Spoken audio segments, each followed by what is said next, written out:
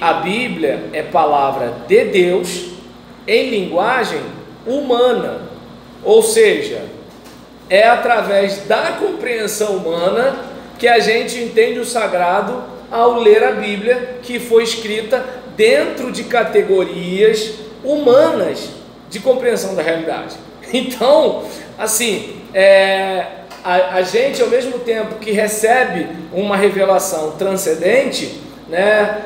Se você ficar com sono, eu vou entender, tá, Rose? A gente, né, por exemplo, compreende porque eu acho que a pessoa mais nova na fé aqui é você, né? Não, eu tenho 50 anos. Ah, tá. Na fé. Na fé não. Ó, ninguém sabia. É o Renan? Então tá beleza. Aí nesse caso, a respeito disso, a gente, por exemplo, observa que tudo, seja na Bíblia, seja na teologia, passa por tempos e lugares com a compreensão humana. Não tem para onde correr. Mas foi Deus que falou. Mas quem ouviu? Quem entendeu? Quem colocou no coração? E quem transcreveu o que recebeu de Deus? Pastor, um ser humano. Pastor, vamos no seu lugar, segundo a opinião do senhor. O senhor daqui a 15 ou 20 anos. Eu vou estar velho. Não, você está velho. Mas os preceitos vão mudar em relação à sociedade que está se chegando, modernizando cada vez mais, velocidade digital. Ano que vem a sociedade já está mudada. Não precisa nem ser 20 anos. 20 anos é na época que a gente tinha televisão com celedor. Aí mudava as coisas em 20 anos. Agora as coisas mudam assim, ó. Do nada. Mudando de um mês. Entendeu? Do nada. As pregações. Mas o que acontece é que pode ter todo tipo de mudança tecnológica, mas o homem, ele ainda é esse ser humano que a Bíblia fala. Com iPod, com iPad, tu tá entendendo? Com Tinder, seja lá com o que for. O ser humano, ele ainda é isso aí. Meu bem, se a gente vai chegar, vai ter que mudar alguma coisa para eles entenderem? Não, a questão não é mudar a fé e não é mudar Deus. A questão é da gente conseguir discernir questões culturais, mentalidades de uma determinada época e de uma determinada região, para a gente não reproduzir uma cultura de um lugar, mas a gente reproduzir princípios e valores que foram transmitidos naquela cultura e naquele lugar. É aí que está a diferença. Porque, por exemplo, não vou muito longe, você consegue, mesmo com a Bíblia não falando para homem se barbear, você consegue se barbear. Para você é tranquilo a questão de que mesmo a Bíblia falando de barba, você entende que não precisa obedecer à risca. Por quê? Porque tradicionalmente você recebeu a ideia do crente se barbear, só que você não percebeu. Entende como é que é o negócio? Então, assim, existem coisas que a gente já absorveu na cultura da cristandade. Só que essa cultura da cristandade não quer dizer necessariamente que ela é neotestamentária. Ela pertence a uma época e a um lugar. Entretanto, na hora do discurso, todo mundo diz que o negócio veio de Deus. É como a questão que agora há pouco você falou da bateria. Quem disse que a bateria tem a ver com Deus ou com o diabo? Quem disse que o rock tem a ver com Deus ou com o diabo? Entende? Até porque assim, a bateria não vai para o inferno, quem vai para o inferno são pessoas.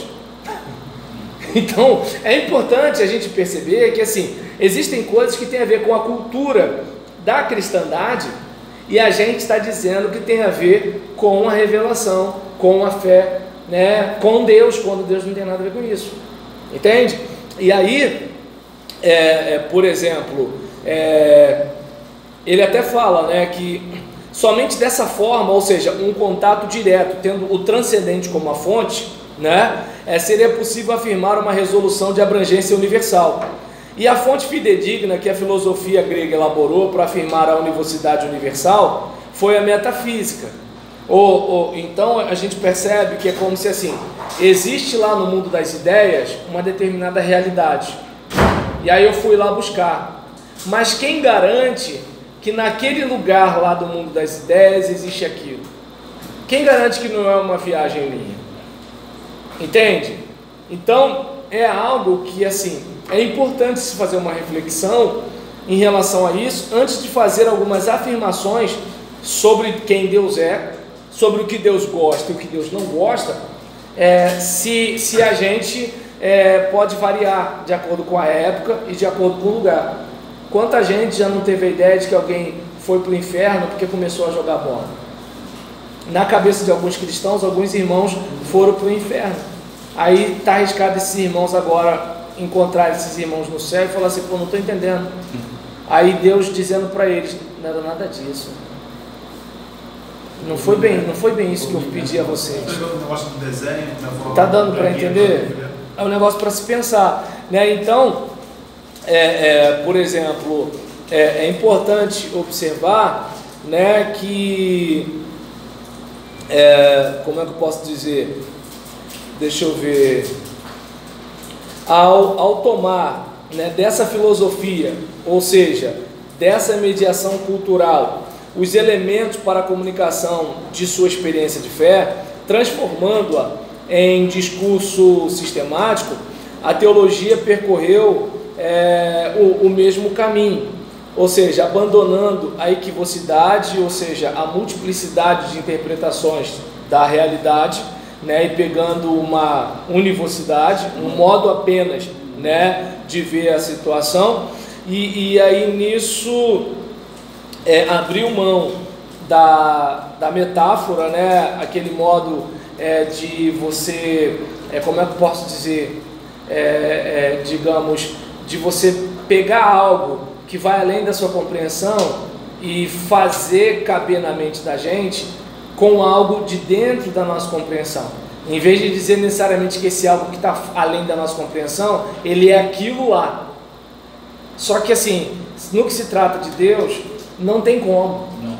Porque como é que você vai dizer Deus é isso, Deus é aquilo? Não dá. Entende? Eu, por exemplo, quando eu falo sobre Deus na igreja, eu preciso sempre pegar Jesus como referência. Por quê? Porque Jesus é uma referência mais próxima da nossa compreensão. Como Jesus é Deus encarnado, mas como encarnado também é plenamente humano, numa condição de humano, então dá para eu aproximar a questão da vontade, do pensamento de Deus para a nossa vida. Porque eu estou falando de alguém próximo ao nosso contexto, à nossa mentalidade, à nossa realidade. Deus não, Deus está muito mais além, né? E aí, nesse caso, como resultado, né, desse processo, o que acontece? Existe a dogmatização dos temas de fé, ou seja, a ascensão, né, de compreensões elaboradas da cultura ao status de verdades últimas e fundamentais. Então, digamos, é como se de repente houvesse uma afirmação sobre Deus no nosso tempo. Vou pegar uma coisa do tipo, suponhamos, na minha infância, Pepeu Gomes tinha uma música que dizia: ser um homem feminino não fere o meu lado masculino, se Deus é menina e menino, sou masculino e feminino.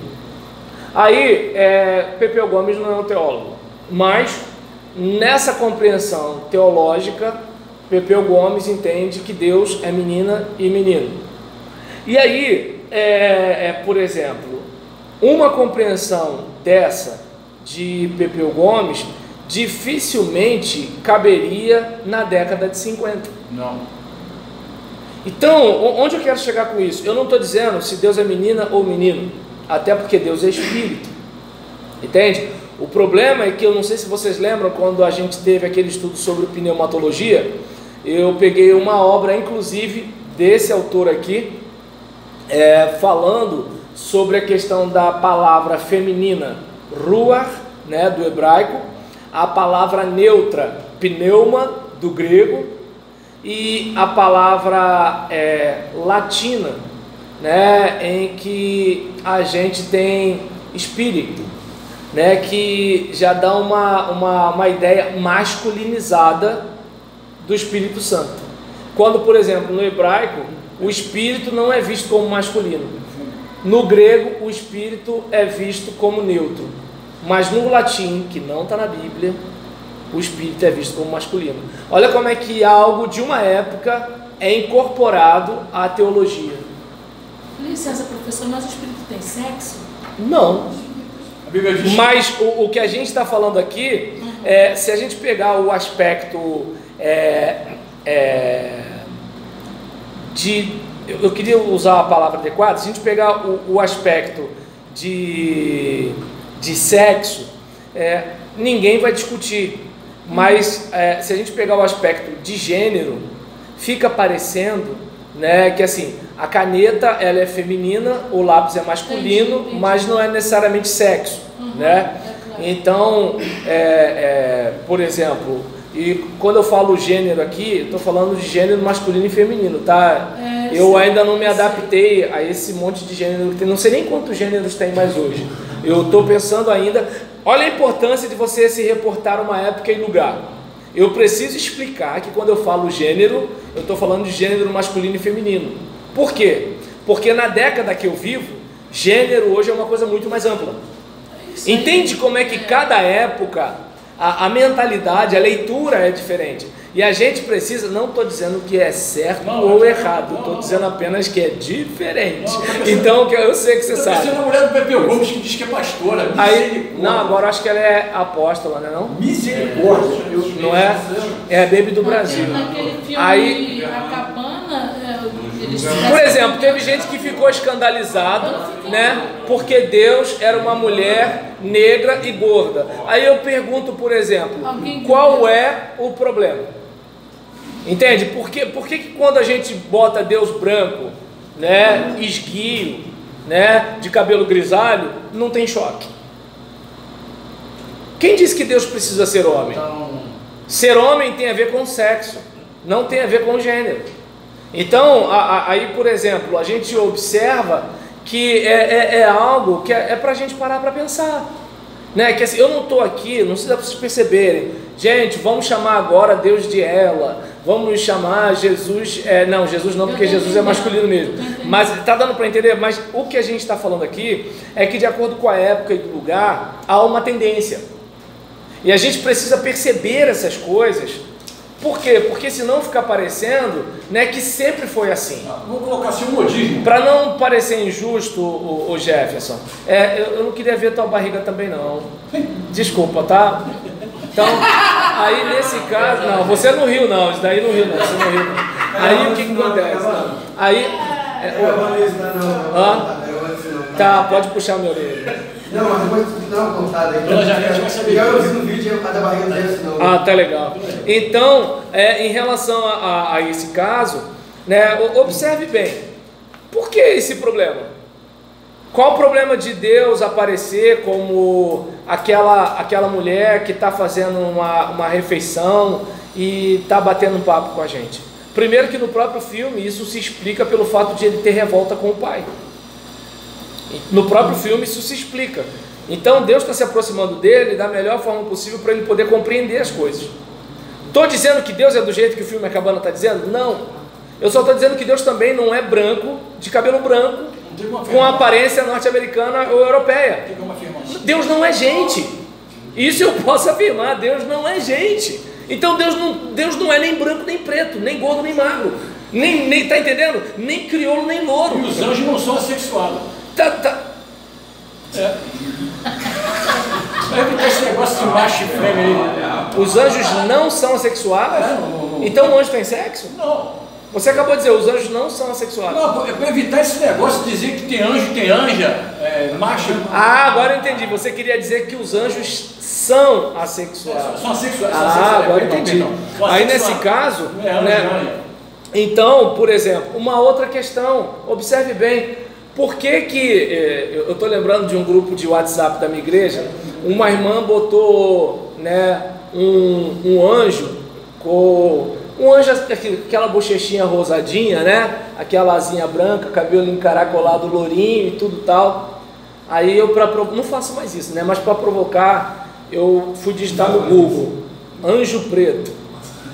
Aí apareceu o anjinho, né, preto, cabelo tonhonhonho, né, e tal, a asinha branca, né, porque aquela asa de pena, tranquila, a roupinha branca, sem problema, mas a cor preta. Falei, ó, prefiro esse anjo aqui.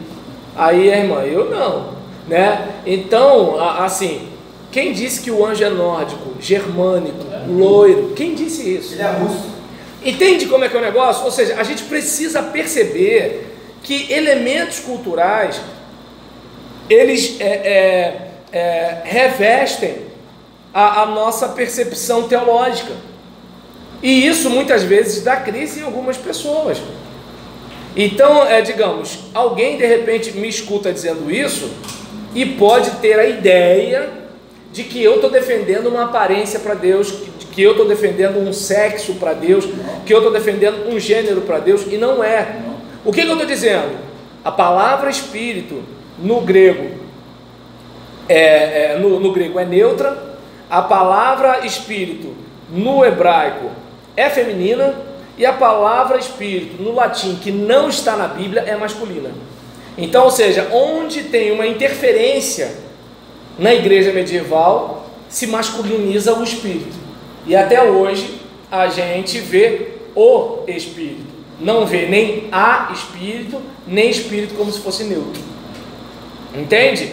Então, por exemplo, estudante, a gente fala o estudante e a estudante. Que nem antes da Dilma a gente falava o presidente e a presidente. Entende? Então, tem gente que quer falar presidenta, alguns talvez queiram falar estudanta, né? Mas assim, por exemplo, espírito era uma palavra neutra, ou feminina, não masculina. Então você percebe que assim, sem fazer crítica do tipo, tá vendo? Não, a ideia é só dizer o seguinte, que assim, existem elementos da cultura que revestem a teologia. Entretanto, como a gente está tratando de teologia, que é um modo de racionalizar a nossa fé, lembra? Quem me dera ao menos uma vez entender como um só Deus ao mesmo tempo é três. Então, para eu tentar racionalizar, cognoscibilizar, usando a linguagem dele, a fé, então eu tento harmonizar com a minha capacidade de digerir o assunto intelectualmente. E na época da filosofia grega, vamos arrumar esse negócio. Só que antes da filosofia grega, quando se explicava as coisas através do mito e não necessariamente através da razão, não havia uma preocupação com isso. E aí eu volto a dizer, as escrituras, elas apresentam a responsabilidade humana e a liberdade humana, né? E a soberania divina. Mas a teologia discute, Deus manda e o homem não tem liberdade. Ou de um outro lado, o homem tem responsabilidade e liberdade. E mesmo Deus sendo soberano, o homem escolhe se vai para o ar-condicionado ou se vai pular a fogueira. Entende? Aí, a mesma coisa, existe uma discussão na teologia em relação, né, por exemplo, a questão da trindade, a questão a questão, como eu falei, da soteriologia, ou seja, várias questões na Bíblia, né? Quem são os anjos caídos e quem são os demônios? É a mesma coisa ou não é? Então a gente percebe que há uma preocupação. Quem são os filhos de Deus em Gênesis? Os filhos de Deus em Gênesis são anjos, né, que sentiram atração física por mulheres, ou são a descendência de Sete? Então são questionamentos que a gente tem que a Bíblia não tem. A Bíblia está lá, ó, Deus falou ao coração do escritor, o escritor escreveu, e ele está numa época anterior à filosofia grega nesse aspecto, falando do Antigo Testamento, e ele não está preso a isso. E os escritores do Novo Testamento, eles até recorrem a questões, né, metafísicas do mundo espiritual, coisas do tipo, mas não com aquela preocupação de tudo caber dentro da razão. Não tem essa preocupação tão forte como a gente percebe naquilo que é a patrística, né, que são os pais da igreja no primeiro século, ou a escolástica, que é naquele período medieval, né, que tem aquela preocupação de organizar as coisas, né, para que ou os reformadores, para caber na nossa cabeça. Então, esse é o retorno que ele faz. Fala, Rose. Professor, tira só uma dúvida. Onde está escrito, em que lugar na Bíblia que eu ainda não li, que fala que Gabriel, que no caso Lucifer foi expulso do céu? Onde está escrito isso? Olha, o que acontece? Existem pessoas que recorrem a Ezequiel 28 ou a Isaías 14 para falar a respeito da profecia do rei de Tiro.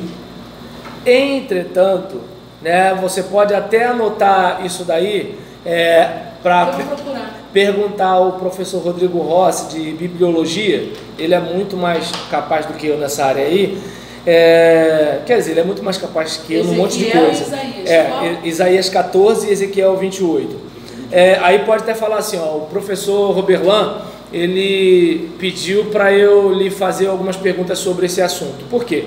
Existem pessoas que atribuem a essa profecia a questão de o Satanás, né, que um dia era Lúcifer, e que esse Lúcifer um dia quis ser maior do que Deus, e aí Deus foi e falou: aqui não, violão, vai para lá. E alguns ainda dizem que nesse período ele caiu na terra e por isso que a terra ficou sem forma e vazia.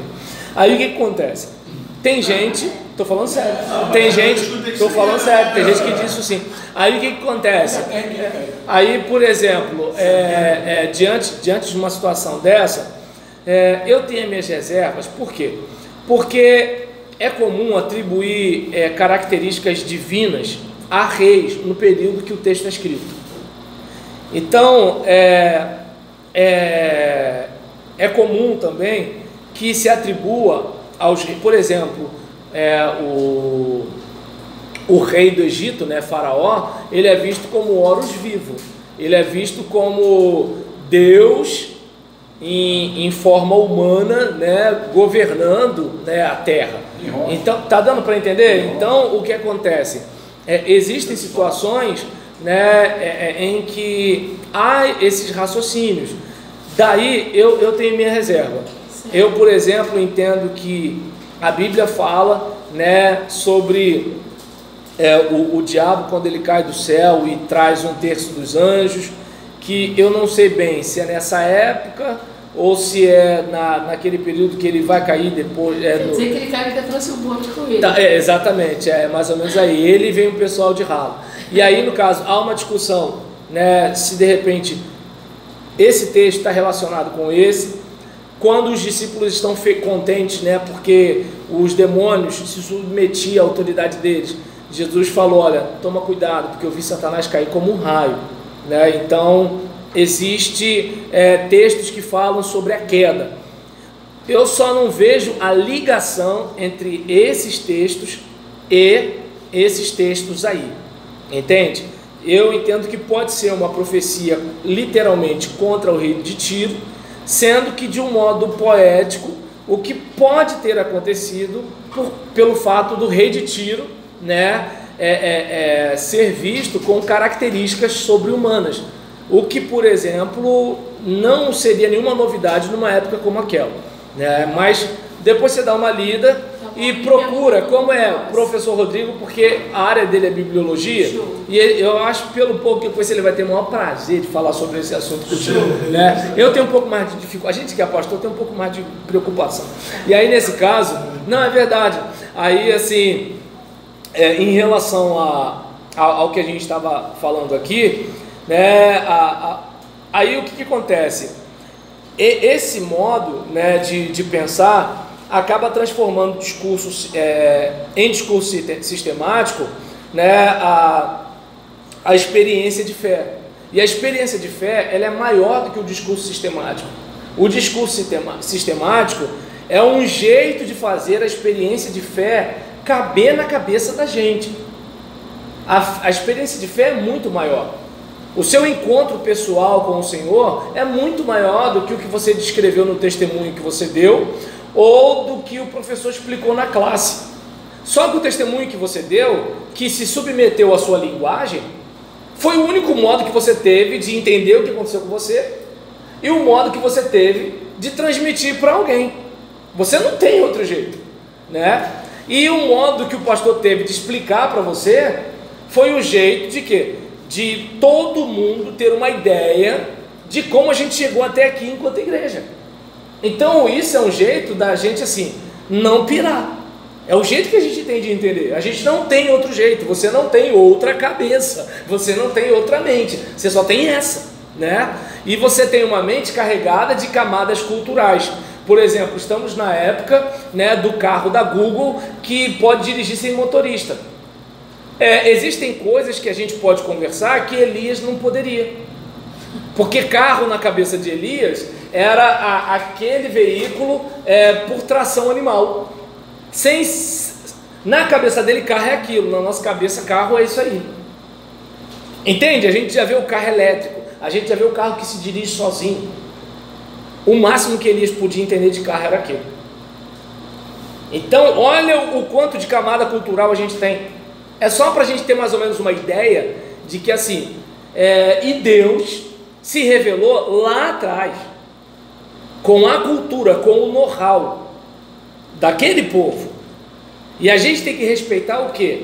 A experiência de fé e a capacidade que eles tiveram enquanto seres humanos de transmitir isso, de modo que isso faz sentido na nossa vida.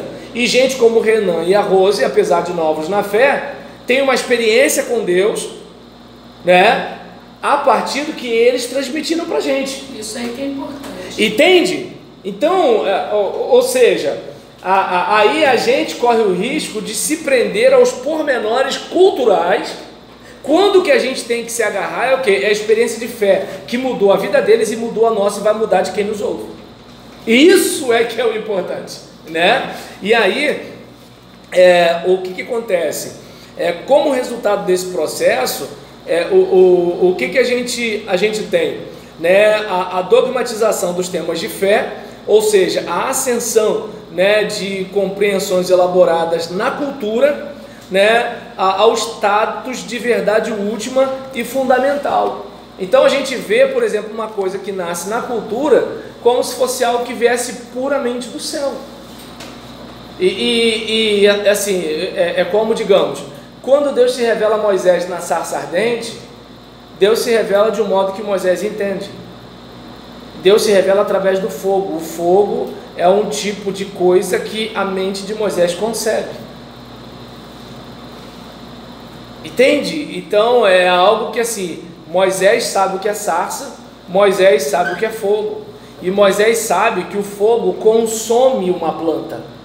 Quando Moisés vê o fogo na planta sem consumir a planta, Moisés fica com a cabeça assim, oi? Entende? Olha como é que Deus ele faz uso da capacidade de compreensão humana para se revelar. E quando ele vai conversar com Moisés, ele fala a língua de Moisés, ele não fala a língua dele, porque Moisés não sabe a língua de Deus. E Moisés vai registrar o quê? Vai registrar a sua experiência de fé.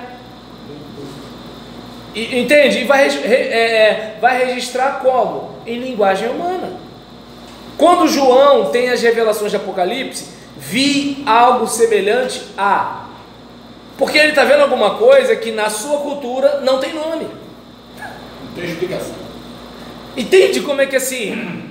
Está fora, então já que está fora, eu vi algo que parece com alguma coisa, mas sabe lá Deus o que é, entende? E aí, por exemplo, o discurso teológico que potencializa uma mediação cultural, cristalizando nessa mediação cultural e transformando essa mediação cultural em norma de alcance e vigência universal. Então a gente corre o risco de quê?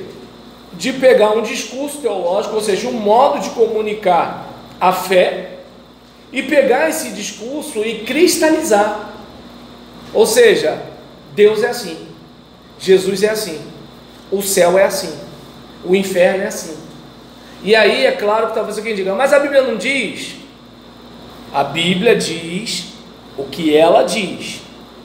O teólogo, ele vai tentar fazer encaixar na razão as coisas que a Bíblia diz de um jeito num texto e de um outro jeito no outro. E aí, o que acontece? O teólogo, ele vai tentar fazer as escrituras caberem na nossa cabeça. Como eu disse, a Bíblia não tem a preocupação de harmonizar. Deus já escolheu você antes da fundação do mundo. Com o que perseverar vai ser salvo. O que perseverar até o final. A Bíblia não tem preocupação em dizer, né, que assim, você é um eleito. E ela também não tem a preocupação em dizer que você tomou uma decisão, você recebeu a fé, você fez uma escolha. A Bíblia, por exemplo, deixa claro, né, que Deus decidiu quem ia ser salvo. Mas a Bíblia também não tem dificuldade de dizer que foi para o inferno quem decidiu rejeitar a salvação que Deus ofereceu. O teólogo não, vai pensar, peraí, como é que o cara vai para o inferno se ele rejeitou o negócio, já que assim, Deus o criou, né, de certa forma para rejeitá-lo, porque aquele que aceitou, Deus já criou para aceitá-lo. Então o teólogo vai ter essa discussão. Não estou defendendo nenhum lado nem outro, gente. Estou dizendo que é o seguinte, a Bíblia não tem essa preocupação. A Bíblia diz que Jesus é Deus, mas ela diz que Deus é um só.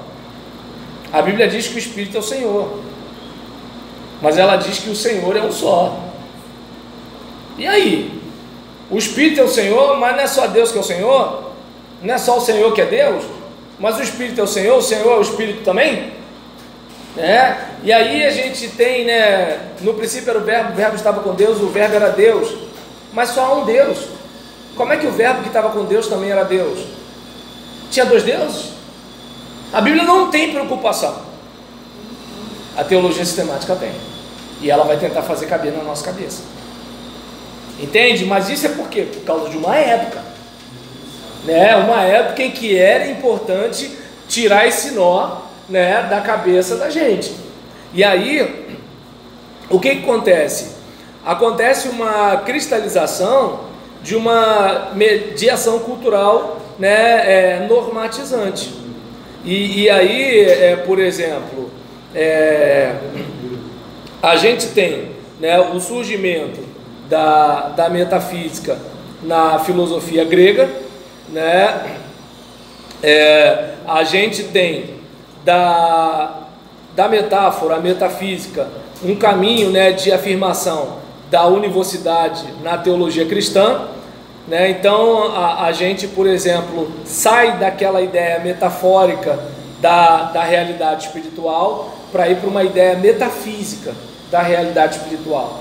Ou seja, enquanto antes existe algo lá e a gente tenta comunicar numa linguagem acessível aqui. Aí a gente pega a realidade lá e diz que a realidade que está lá é a realidade em si. Só que como é que eu sei?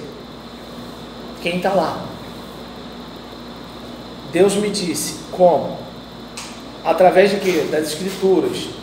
Mas Ele falou através das Escrituras por meio da razão humana também.